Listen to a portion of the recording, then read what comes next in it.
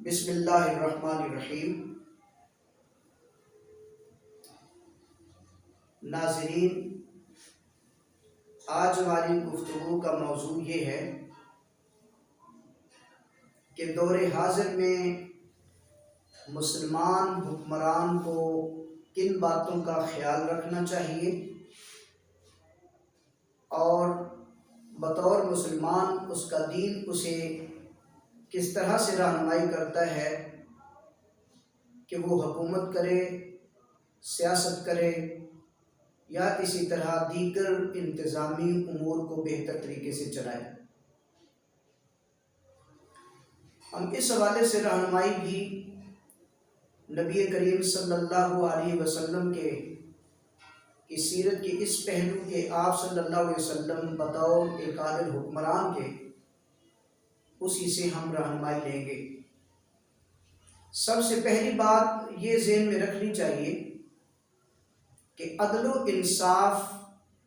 ایک انتہائی اہم چیز ہے جس پہ اسلام نے بڑا ہی زور دیا ہے۔ قرآن پاک کی کئی آیات میں عدل و انصاف کرنے کا حکم دیا گیا ہے اور اسی طرح نبی کریم صلی اللہ علیہ وسلم کے فرامین میں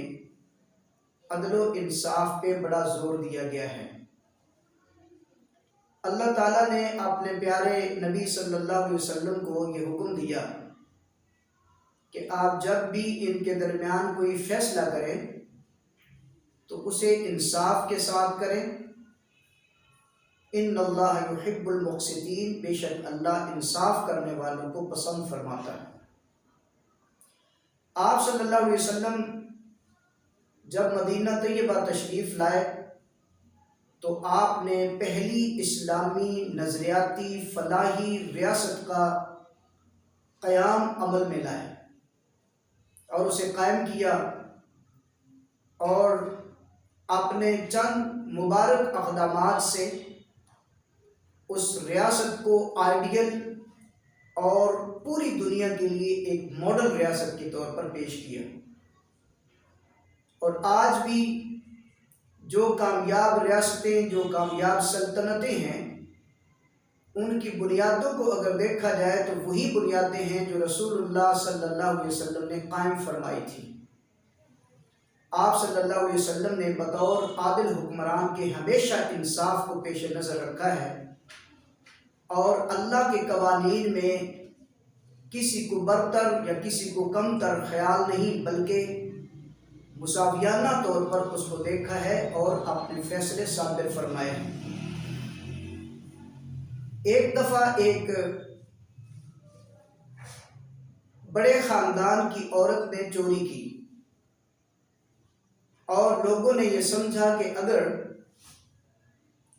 اللہ کے قانون کے مطابق نبی کریم صلی اللہ علیہ وسلم اس پر اپنا حکم جاری کرتے ہیں اور فیصلہ صادر کرتے ہیں تو اس عورت کا ہاتھ کٹے گا اور برادری کی ناک کٹ جائے گی۔ لہذا انہوں نے پلان کیا کہ کسی ایسے بندے کو رسول اللہ صلی اللہ علیہ وسلم کے پاس بھیجنا چاہیے جس کی سفارش آپ قبول کر لیں۔ اسامہ بن زید رضی اللہ تعالی عنہ، یہ اللہ کے رسول صلی اللہ علیہ وسلم کے بڑے پیارے اور محبوب صحابی تھے۔ ان کے پاس یہ لوگ آئے اور انہیں کہا کہ آپ اللہ کے رسول صلی اللہ علیہ وسلم کے پاس جائیں اور اس عورت کی سفارش کریں تاکہ اس پر حد جاری نہ ہو اور اس کا ہاتھ نہ کاٹا جائے۔ جب اسامہ آئے تو آپ صلی اللہ علیہ وسلم سے بات کرنے لگے تو آپ صلی اللہ علیہ وسلم غصے میں آ گئے اور کہنے لگے اتشفع فی حد من حدود اللہ، کہ کیا تم اللہ کی حدود میں سے ایک حد میں سفارش کرتے ہو؟ اور پھر آگے جو آپ نے فرمایا کہ آپ سے پہلی قومیں اسی بنیاد پر تباہ و برباد ہوئیں کہ جب ان کے پاس کوئی وڈیرا آتا، بڑا آتا، بڑے خاندان سے تعلق رکھنے والا آدمی آتا تو اس کا ہاتھ نہیں کاٹتے تھے، اس پر کسی قسم کی کوئی حد بھی جاری نہیں کرتے تھے، بلکہ اس کے لیے اپنا قانون بھی تبدیل کر دیا کرتے تھے۔ لیکن جب ان کے پاس کوئی چھوٹے خاندان کا شخص آتا، کوئی غریب آدمی چلا جاتا، تو اس پر وہ حد بھی لگاتے، اسے سزا بھی دیا کرتے تھے۔ تو وہ قومیں تباہ ہوئیں اس ناانصافی کی بنیاد پر۔ اور اللہ کی قسم، لو سرقت فاطمہ بنت محمد لقطعت یدہ، کہ اگر فاطمہ بنت محمد بھی چوری کرتی تو میں ان کا ہاتھ کاٹ دیتا۔ اب یہ دیکھیے کہ اتنا بڑا انصاف کہ آپ صلی اللہ علیہ وسلم نے قانون کی نظر میں سب کو برابر رکھا ہے، لہذا آج کے حکمران بھی، انہیں بھی چاہیے، ان کا یہ فرض بنتا ہے، ان کی یہ سب سے بڑی ذمہ داری ہے کہ وہ عدل و انصاف کو سامنے رکھیں تاکہ معاشرے کے اندر امن قائم رہ سکے۔ اس وقت جو ہم انارکی دیکھ رہے ہیں اور انتہائی فسادات کی صورتحال کو دیکھ رہے ہیں، اور اسی طرح معاشرے کے اندر انتشار دیکھ رہے ہیں، بد امنی کے مظاہرے ہمیں نظر آ رہے ہیں، اس کی بنیادی وجہ ہی یہی ہے کہ عدل و انصاف کو ہم چھوڑ بیٹھے۔ جو بھی مسلمان حکمران اس وقت پوری دنیا کے اندر تمام اسلامک کنٹریز کو سنبھالے ہوئے ہیں، ان کی سب سے بڑی ذمہ داری یہی بنتی ہے کہ وہ انصاف کی طرف آئیں۔ اگر وہ خود بھی قائم رہنا چاہتے ہیں اور معاشرے اور سلطنتوں کو بھی قائم رکھنا چاہتے ہیں تو انہیں چاہیے کہ انصاف کریں۔ انصاف ایک بنیادی چیز ہے، اسلام نے اس کو قائم کرنے کا حکم دیا ہے۔ نبی مہربان صلی اللہ علیہ وسلم نے انصاف کے مطابق فیصلے صادر فرمائے، اور یہی وجہ ہے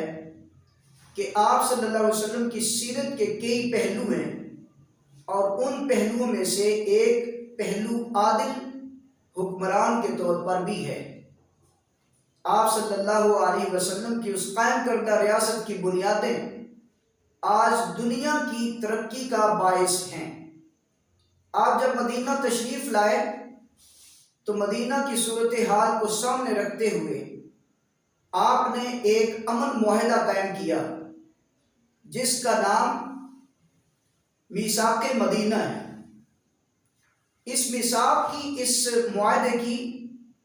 اگر شکے اور آرٹیکلز کو پڑھا جائے تو ہمیں یہ محسوس ہوتا ہے کہ آپ صلی اللہ علیہ وسلم نے مدینہ میں رہنے والے تمام لوگوں کو یونائٹڈ بنا دیا تھا۔ اس میں ایک کمیونٹی تھی جیوز کی، یعنی یہود کے کچھ قبائل آباد تھے، دوسری کمیونٹی تھی مسلمز کی جن میں مہاجرین اور انصار شامل تھے، تیسری کمیونٹی تھی نان مسلمز کی جو ابھی تک ایمان نہیں لائے تھے۔ آپ نے اس معاہدے کے ذریعے سے ان تینوں کمیونٹیز کو جمع کیا، ان کے درمیان اتحاد پیدا کیا، ان کو باہم احترام سکھایا، اور اسی طریقے سے مل کر مدینہ کا تحفظ اور اس کی پروٹیکشن کو یقینی بنایا۔ آپ صلی اللہ علیہ وسلم نے فرمایا، یہ جو معاہدہ طے ہوا اس میں ایک بات یہ لکھی کہ دیکھیں جو یہود ہیں ان کو ایک تو مذہبی آزادی حاصل ہوگی، دوسرے ان کے شہری حقوق ان کو پوری طرح سے ملیں گے، اور اسی طرح سے ان کے شہری حقوق کا تحفظ کیا جائے گا جیسا کہ مسلم کمیونٹی کے شہری حقوق کا تحفظ یقینی بنایا جائے گا۔ آپ نے مدینہ کی مارکیٹوں کو پرامن بنا دیا، ان سارے لوگوں کو یہ کہا کہ ایک دوسرے کے ساتھ تعاون کرو، جس میں کاروباری تعاون بھی شامل تھا، معاشرے کے عام معاملات میں ایک دوسرے کے ساتھ تعاون شامل تھا۔ اس کا نتیجہ یہ نکلا کہ مدینہ ایک مکمل طور پر پرامن شہر بن گیا، اور جہاں امن ہوتا ہے وہاں ترقی بھی ہوتی ہے۔ تو اس طریقے سے مدینہ نے ترقی کی اور پوری دنیا کے لیے ایک ماڈل اور آئیڈیل ریاست بن گئی۔ اس وقت اگر ہم دیکھیں کہ ڈنمارک اور ناروے یہ وہ ممالک ہیں جن کو ترقی یافتہ ممالک میں شمار کیا جاتا ہے، تو انہوں نے وہی دراصل بنیادیں رکھی ہیں جو رسول اللہ صلی اللہ علیہ وسلم کی پہلی اسلامی نظریاتی فلاحی ریاست مدینہ کو قائم کرتے ہوئے بنیادیں رکھی تھی اور ان کو عملاً اپنایا تھا۔ لہذا آج ہم سب کو، نہ صرف حکمرانوں کو بلکہ چھوٹے یا بڑے عہدوں پر بیٹھے ہوئے لوگوں کو ہمیشہ عدل و انصاف کے مطابق فیصلے کرنے چاہیے۔ اگر عدل نہیں کرتے، خود بھی خطرے میں ہیں اور باقی عوام بھی خطرے میں ہے، اور اگر وہ امن قائم کریں گے اور اسی طرح عدل و انصاف سے کام لیں گے تو خود بھی پرامن رہیں گے اور باقی لوگوں کے حقوق کا تحفظ بھی یقینی بنائیں گے اور ان کو بھی پرامن رہنے کا عندیہ دیں گے۔ لہذا ہمیں چاہیے کہ اس اصولی اور ترجیح اول میں رکھے جانے والی چیز کی طرف توجہ دیں۔